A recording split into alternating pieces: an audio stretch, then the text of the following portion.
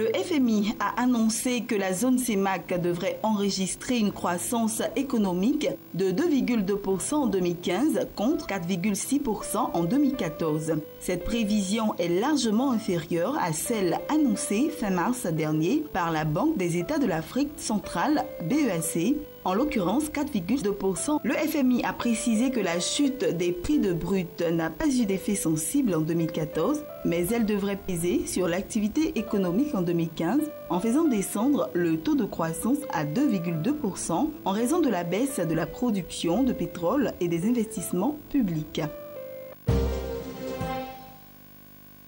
La filiale égyptienne du géant immobilier émirati de la promotion immobilière Emaar Property a annoncé dans un communiqué qu'elle envisage de s'introduire sur la bourse du Caire afin de lever 2,8 milliards de livres égyptiennes, soit 367 millions de dollars. Emaar a précisé que l'opération portera sur l'émission de 600 millions d'actions au prix de 4,70 livres égyptiennes par action, conformément aux recommandations du cabinet d'expertise comptable Grant Thornton.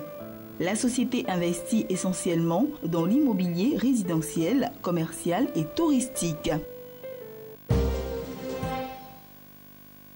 Le gouvernement camerounais a signé un mémorandum d'entente avec la société chinoise SHEC pour la réalisation des études de faisabilité du projet de construction de la ligne ferroviaire EDA Kribi-Lolablé, qui devrait desservir le port en eau profonde de Kribi, infrastructure construite dans la région du sud du Cameroun par SHEC.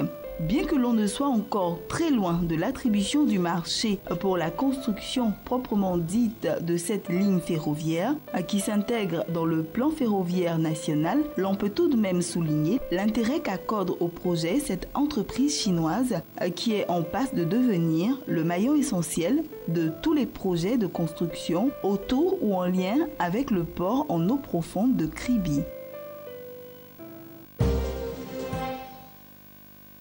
La Commission européenne a effectué le 7 mai le versement de 100 millions d'euros à la Tunisie. Il s'agit de la première tranche du programme d'assistance macrofinancière en faveur de Tunis d'un montant de 300 millions d'euros approuvé par l'Union européenne en mai 2014 au pays. Cette assistance consiste concrètement à faire bénéficier la Tunisie des conditions d'emprunt dont bénéficient les institutions européennes. Ainsi, les 100 millions d'euros prêtés à Tunis ont été levés via l'émission par la Commission d'un emprunt obligataire du même montant assorti d'une échéance de 12 ans et un taux d'intérêt de 0,498%. C'est sous ces mêmes conditions que le montant a été alloué aux pays d'Afrique du Nord.